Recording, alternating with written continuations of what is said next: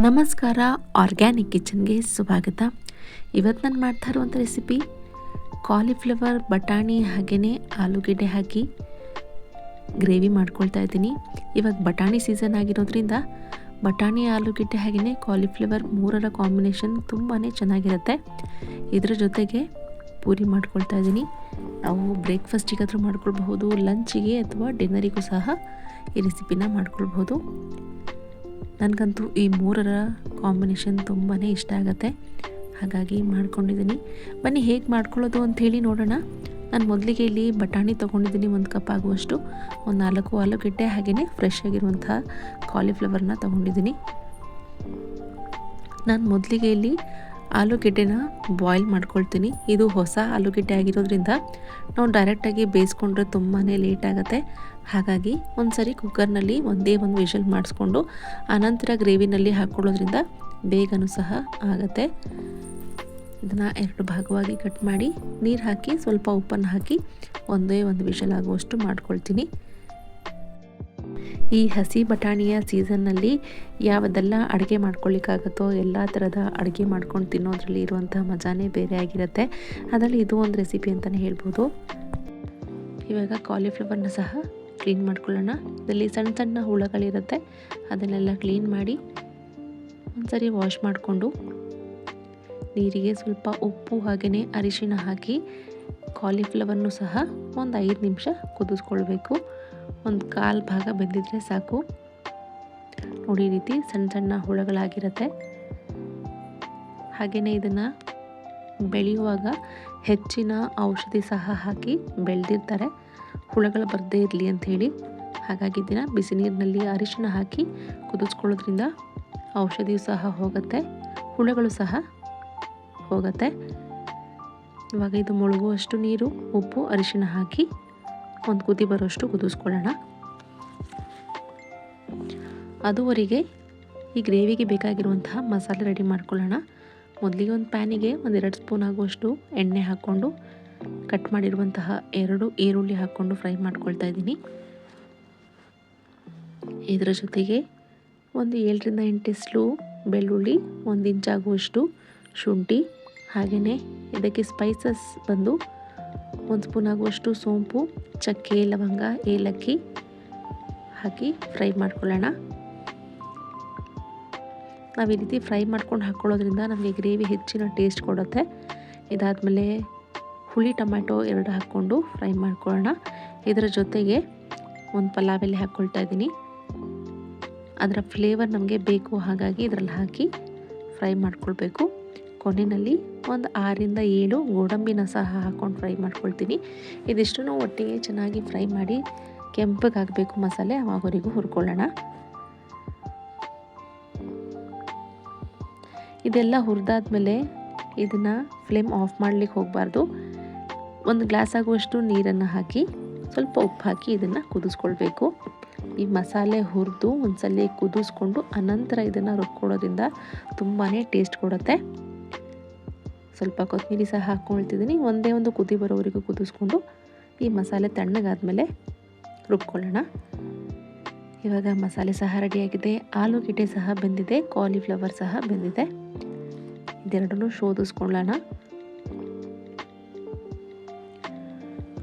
ಆಲೂಗೆಡ್ಡೆಯ ಸಿಪ್ಪೆ ತೆಗೆದು ನಿಮಗೆ ಯಾವ ಸೈಜ್ನಲ್ಲಿ ಬೇಕೋ ಆ ಸೈಜ್ನಲ್ಲಿ ಕಟ್ ಮಾಡಿ ಇಟ್ಕೊಳ್ಳೋಣ. ಈ ಗ್ರೇವಿನ ನಾವು ಚಪಾತಿ, ಪೂರಿ, ಅಕ್ಕಿ ರೊಟ್ಟಿ, ದೋಸೆ ಜೊತೆಗೂ ಸಹ ಸರ್ವ್ ಮಾಡ್ಬೋದು. ಅನ್ನಕ್ಕೂ ಸಹ ಚೆನ್ನಾಗಿರುತ್ತೆ.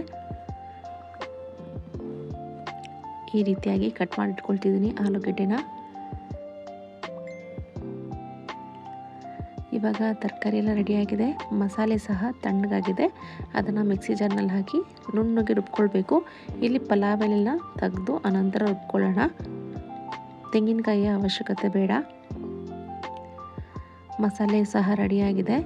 ಇವಾಗ ಒಂದು ಕಡಾಯಿಗೆ ಒಂದು 3-4 ಸ್ಪೂನ್ ಆಗುವಷ್ಟು ಎಣ್ಣೆ, 1 ಸ್ಪೂನ್ ಆಗುವಷ್ಟು ತುಪ್ಪ ಹಾಕಿ 1 ಸ್ಪೂನ್ ಅದರಲ್ಲಿ ಸೋಂಪು ಹಾಕ್ಕೊಳ್ತಾ ಇದ್ದೀನಿ. ಅನಂತರ ಖಾರಕ್ಕೆ 1 ಸ್ಪೂನ್ ಆಗುವಷ್ಟು ಅಚ್ಕಾರದ ಪುಡಿ, 1 ಸ್ಪೂನ್ ಆಗುವಷ್ಟು ಧನಿಯಾ ಪುಡಿನ ಹಾಕಿ ಒಂದು ಸಾರಿ ಮಿಕ್ಸ್ ಮಾಡಿಕೊಂಡು ಇವಾಗ ರುಬ್ಬಿರುವಂತಹ ಮಸಾಲೆನೂ ಸಹ ಹಾಕಿ ಚೆನ್ನಾಗಿ ಮಿಕ್ಸ್ ಮಾಡ್ಕೊಳ್ತೀನಿ. ಎಣ್ಣೆ ಸೈಡ್ನಲ್ಲಿ ಬಿಡಲಿಕ್ಕೆ ಶುರು ಆಗುತ್ತೆ. ಅವಾಗವರೆಗೂ ಇದನ್ನು ಮಸಾಲೆ ಒಂದ್ಸರಿ ಎಣ್ಣೆಯಲ್ಲಿ ಫ್ರೈ ಮಾಡ್ಕೊಳ್ಬೇಕು.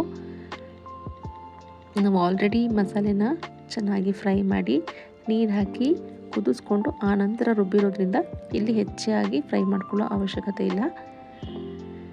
ಒಂದು 2 ನಿಮಿಷ ಚೆನ್ನಾಗಿ ಫ್ರೈ ಮಾಡ್ಕೊಂಡಾದಮೇಲೆ ಬಟಾಣಿ, ಆಲೂಗೆಡ್ಡೆ ಹಾಗೆಯೇ ಕಾಲಿಫ್ಲವರ್ನೆಲ್ಲ ಹಾಕಿ ಒಂದು 10 ನಿಮಿಷ ಮೀಡಿಯಮ್ ಫ್ಲೇಮ್ನಲ್ಲಿ ಕುದಿಸ್ಕೊಳ್ಬೇಕು.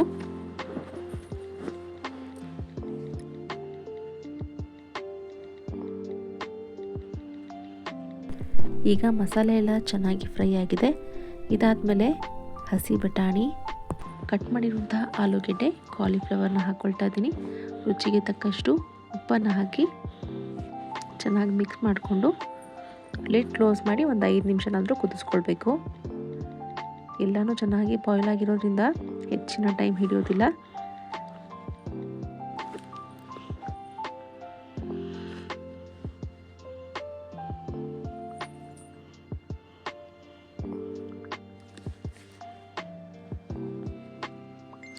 ಲಿಡ್ ಕ್ಲೋಸ್ ಮಾಡಿ ಒಂದು 5 ನಿಮಿಷ ಹಾಗೆ ಬಿಡೋಣ ಕುದಿಲಿಕ್ಕೆ. ನೋಡಿ, ಇವಾಗ ಗ್ರೇವಿ ಸಹ ಚೆನ್ನಾಗಿ ಥಿಕ್ಕಾಗಿ ಸಿಕ್ಕಿದೆ.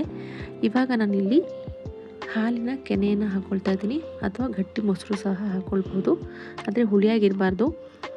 ಹಾಲಿನ ಕೆನೆ ಹಾಕ್ಕೊಳ್ಳೋದು ಒಳ್ಳೆಯ ಆಪ್ಷನ್ ಅಂತ ಹೇಳ್ತೀನಿ. ಹಾಲಿನ ಕೆನೆಯನ್ನು ಚೆನ್ನಾಗಿ ಒಂದು 3-4 ಸ್ಪೂನ್ ಆಗುವಷ್ಟು ಹಾಕ್ಕೊಂಡು ಸ್ವಲ್ಪ ಕೊತ್ತಂಬರಿ ಸೊಪ್ಪು ಹಾಕ್ಕೊಂಡು ಒಂದು 5 ನಿಮಿಷ ಕುದಿಸ್ಕೊಳ್ಳೋಣ. ಸೈಡ್ನಲ್ಲಿ ಎಣ್ಣೆ ನಿಂತ್ಕೊಂಡಿರುತ್ತೆ, ಆವಾಗ ನಮಗೆ ಗ್ರೇವಿ ಆಗಿರುತ್ತೆ ಅಂತೇಳಿ ಅರ್ಥ. ಈ ಕೆನೆ ಹಾಕ್ಕೊಳ್ಳೋದ್ರಿಂದ ನಮಗೆ ಒಂಥರ ತುಪ್ಪದ ಫ್ಲೇವರ್ ಸಿಗುತ್ತೆ, ಹಾಗಾಗಿ ಕೆನೆ ಹಾಕ್ಕೊಂಡ್ರೆ ಚೆನ್ನಾಗಿರುತ್ತೆ. ನೋಡಿ, ಎಲ್ಲನೂ ಚೆನ್ನಾಗಿ ಬೆಂದು ಮಸಾಲೆ ಸಹ ಚೆನ್ನಾಗಿ ಇಟ್ಕೊಂಡಿದೆ. ಇವಾಗ ಗ್ರೇವಿ ರೆಡಿಯಾಗಿದೆ. ನಾನು ಇದರ ಜೊತೆಗೆ ಪೂರಿನ ರೆಡಿ ಮಾಡ್ಕೊಂಡಿದ್ದೀನಿ. ನಾನು ಮಧ್ಯಾಹ್ನದ ಲಂಚಿಗೆ ಮಾಡಿರುವಂಥದ್ದು ಇವತ್ತು.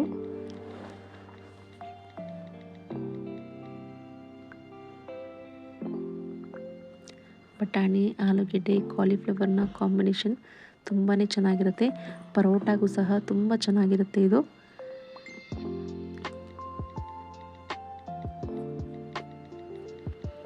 ಬಿಸಿ ಬಿಸಿ ಪೂರಿ ಜೊತೆಗೆ ಕಾಲಿಫ್ಲವರ್, ಆಲೂಗೆಡ್ಡೆ, ಬಟಾಣಿಯ ಗ್ರೇವಿ ತುಂಬಾ ಚೆನ್ನಾಗಾಗಿತ್ತು. ನೀವು ಕೂಡ ಒಮ್ಮೆ ಟ್ರೈ ಮಾಡಿ ಹೇಗಾಯಿತು ಅಂತೇಳಿ ಕಮೆಂಟ್ ಮಾಡಿ.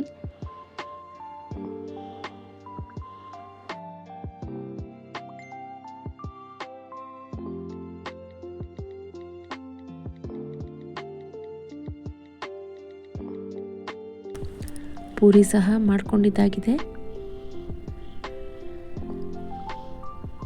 ಇವಾಗ ಬಿಸಿ ಬಿಸಿಯಾಗಿ ಸರ್ವ್ ಮಾಡ್ಕೊಂಡು ತಿನ್ನೋದೇನೆ.